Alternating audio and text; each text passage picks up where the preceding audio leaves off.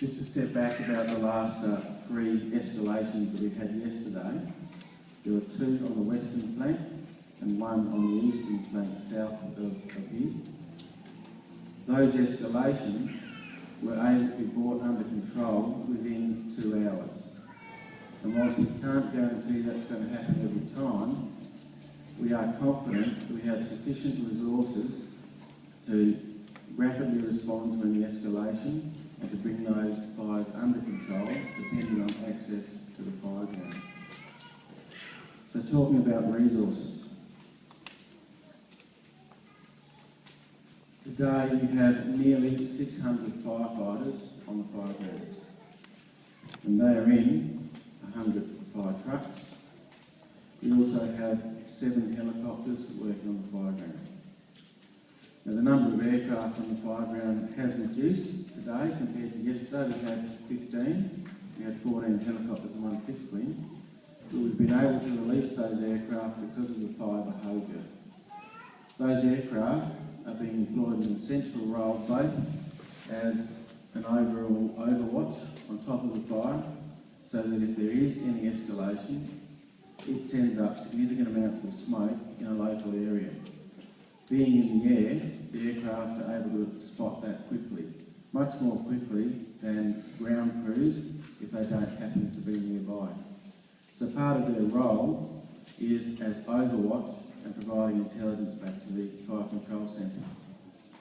Their other role is to suppress hotspots within the fire, and there are a number of hotspots within the fire. In order to identify those hotspots, we can do that both visually by seeing increased smoke or heat and embers, but we're also employing thermal imaging cameras both on the ground and in the air to identify the hotspots and either treat them on the ground if we can, and if we can't, treat them by using the aircraft.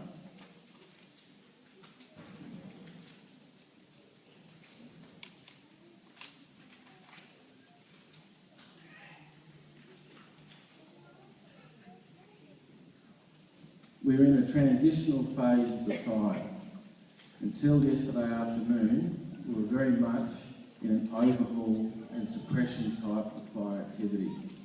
We had fire crews working actively to put out running grass fires and to keep the fire within containment lines. Today, we're commencing the transition from that into a restoration phase where the priority of effort broadly is to get you all back into your homes and to open up the roads and the access to your homes as soon as we can possibly do so. There's significant efforts on behalf of both the Council and the DEPI to assess the roads for their safety, to fix any faults on those roads and to open them up to get you in as soon as we possibly can. Those faults are wide and varied. The most 2 dangerous hazards we face are power lines on the ground, live power lines on the ground, and falling trees. When I say falling trees, I don't want you to underestimate the danger of falling trees. Last night we had 65 trucks in 22,500 hectares. If you can picture that in your mind, that's not a lot of vehicles over a large amount of area. Given that, we had 1 tree fall on 1 truck and damage the truck significantly. However, fortunately, no crews were injured. Sorry, I made a mistake, that wasn't last night, that was the night before. So these trees are slowly burning through, and then when they reach the critical point, falling over without warning and without notice.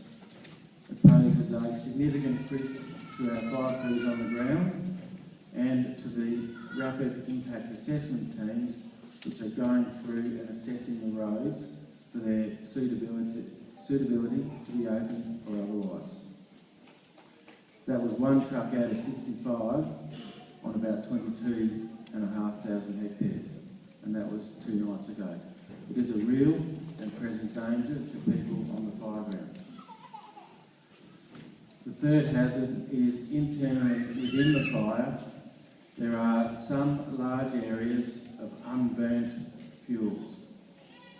Yesterday, we had a fire start up in a plantation within the fire ground. We were able to suppress that, but it demonstrates the ability for the conditions to change very quickly and without notice, and the fact that it was internal to the fire increased the danger in some ways because we didn't have crews on that site at that time. We had to respond to crews down there.